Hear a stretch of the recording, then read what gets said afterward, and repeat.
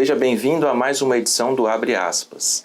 Esta semana a gente vai conversar com a professora Débora Vieira, que ela também é doutora, e ela vai falar para a gente sobre a participação das mulheres na sociedade, o avanço que algumas mulheres tiveram e o que ainda falta ser conquistado. A professora Débora, ela é especialista nesse assunto, inclusive com uma pesquisa para doutorado sobre o assunto. Débora, é um prazer recebê-la aqui. Prazer é meu, obrigada pelo convite. Eu fico muito feliz de estar aqui para falar sobre isso e compartilhar um pouco do conhecimento, até para auxiliar outras mulheres, né, e outras pessoas que têm interesse no assunto, que queiram saber mais, né. Eu acho que é muito importante a gente falar das nossas pesquisas. Hoje você dá aula para quais cursos aqui, Débora? Atualmente eu estou na Univale, dando aula para os cursos de Publicidade e Propaganda, Jornalismo e Design Gráfico. No caso, eu trabalho com disciplinas mais teóricas, extensionistas, e nesse período especificamente eu estou lecionando a disciplina de Gêneros, Identidades, Etnias e Mídia, que é voltado, né, para além de todas as questões, também para tratar sobre a presença feminina, né, e dos demais gêneros. E sua formação? Você não formou na Univale? Não. Eu me formei na UFSJ, em jornalismo, em 2017. Eu fui pro doutorado, eu fui mestrado e doutorado logo em seguida, né? Acabei indo para pesquisa. No mestrado eu formei em 2020 pela UFJF e no doutorado eu formei no ano passado, 2023 também. E aí, seguindo a linha de pesquisa, comunicação e política, até chegar na tese que eu acabei abordando, né, a mulher e a participação feminina na política. Como é que foi essa pesquisa, essa tese que você fez?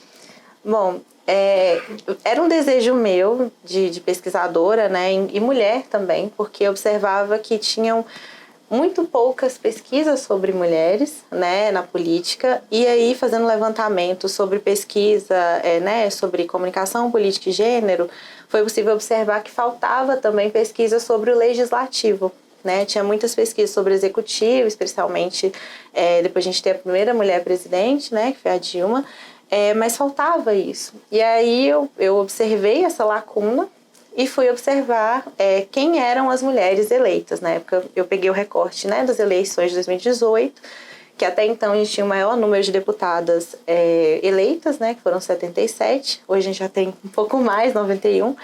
O que é bom, mas ao mesmo tempo, né, ainda não é um número representativo, né, mas é muito importante.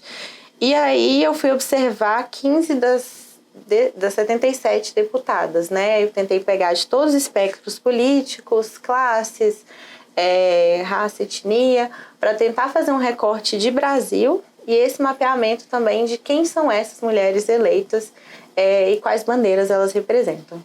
E o que você aprendeu ao fazer esse recorte, ao analisar o trabalho dessas deputadas? Foi um trabalho muito interessante, né, e que eu falo que não tem fim, né, a pesquisa ela começa, mas abre várias portas. Foi possível notar que a gente tem um crescimento da participação feminina, um envolvimento maior das mulheres na política, mas que muitas vezes ainda não representa o total de mulheres, né, a diversidade e as diferentes mulheres que existem no nosso país.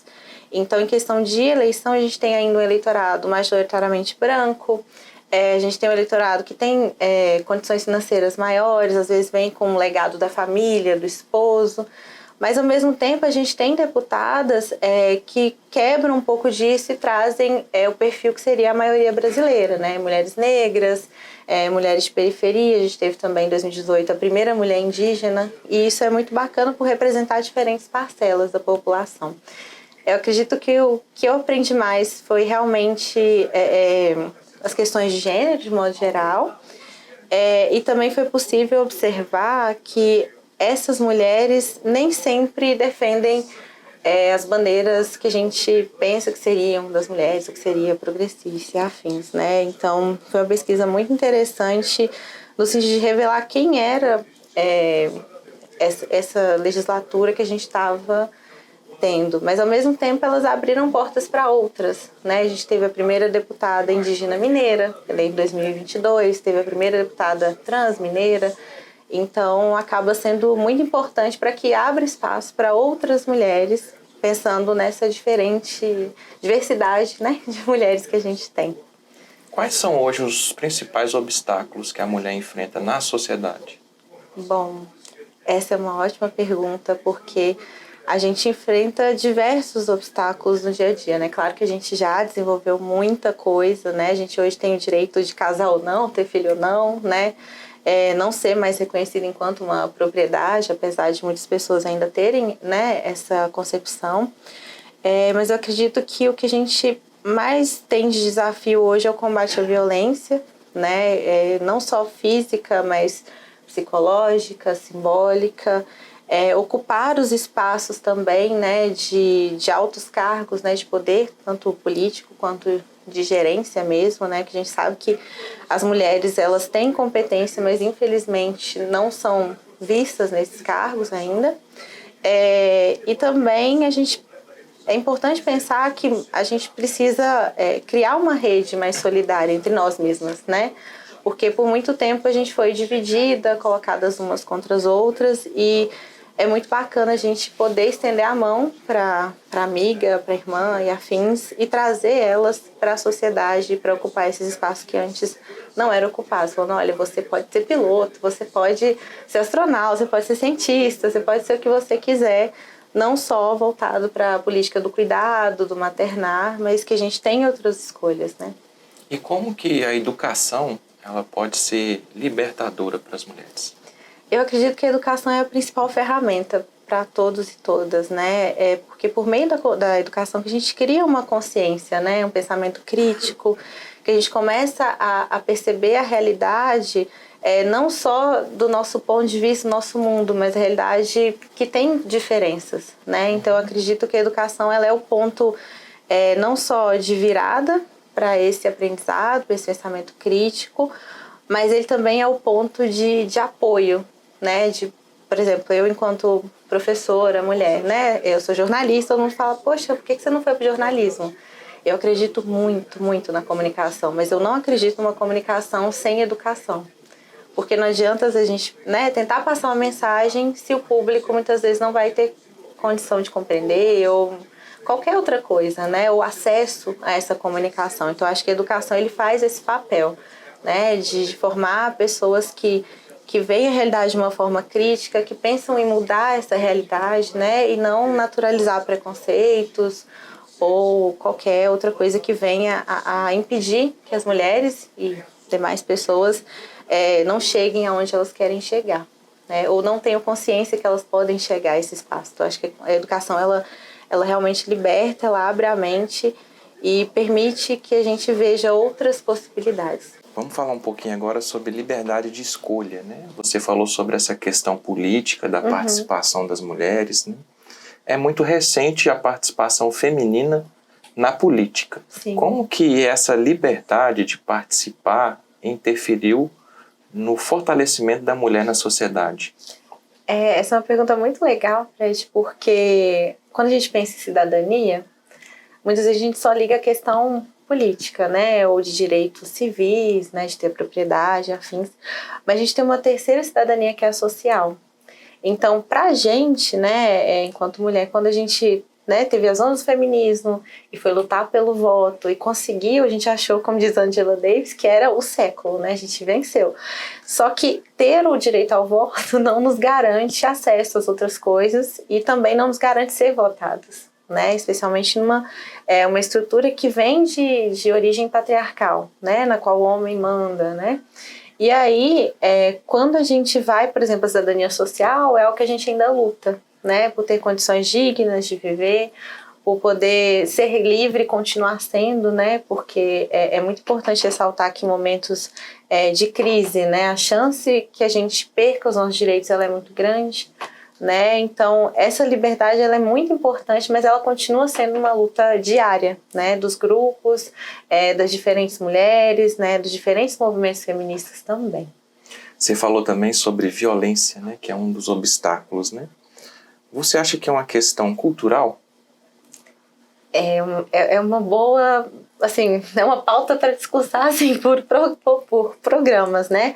Mas sim, tem uma questão cultural muito forte, né? Aí a gente estava até conversando antes sobre a questão histórica, a gente tem um termo que é muito interessante quando a gente pensa no apagamento e na nossa sociedade atual, né? Sociedade ocidental, que é o termo epistemicídio, que seria uma junção de genocídio, né, que é uma morte em massa, assassinatos em massa, e o termo conhecimento. Então, o epistemicídio, ele é a morte do conhecimento, né, não só do corpo, mas esse apagamento cultural.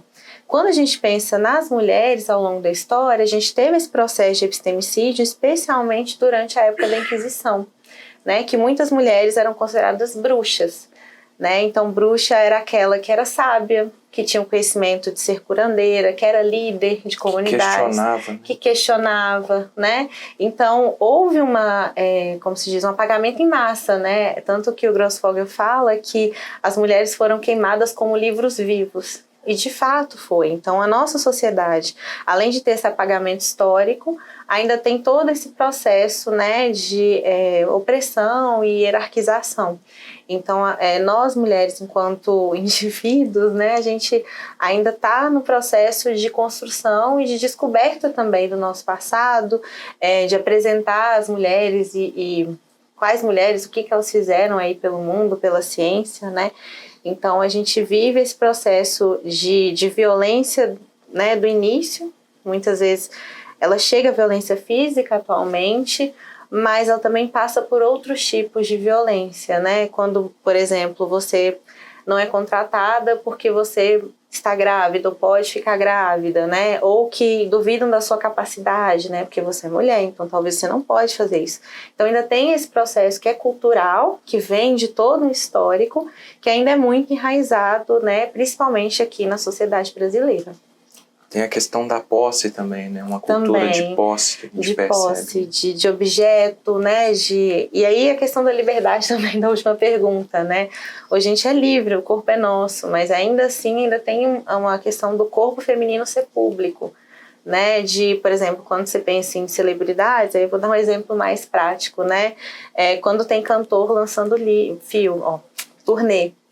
Eles preocupam-se com a música, com a performance, né? Com, sei lá, no máximo o estilo dele. Mas quando é uma mulher, muitas vezes preocupa se ela engordou, se ela emagreceu, o que aconteceu, né? Se aconteceu com a Manu Gavassi há pouco tempo.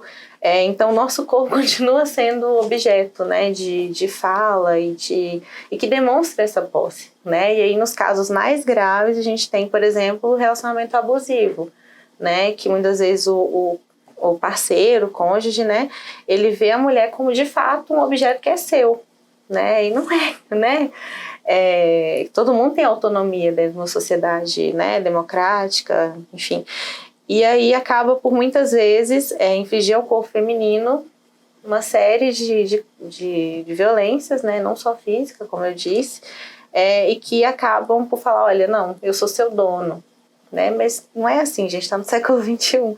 Nem anteriormente era para isso acontecer, né? Porque somos pessoas livres, né? Que temos nossos desejos, nossos gostos, né? E o direito de escolher também.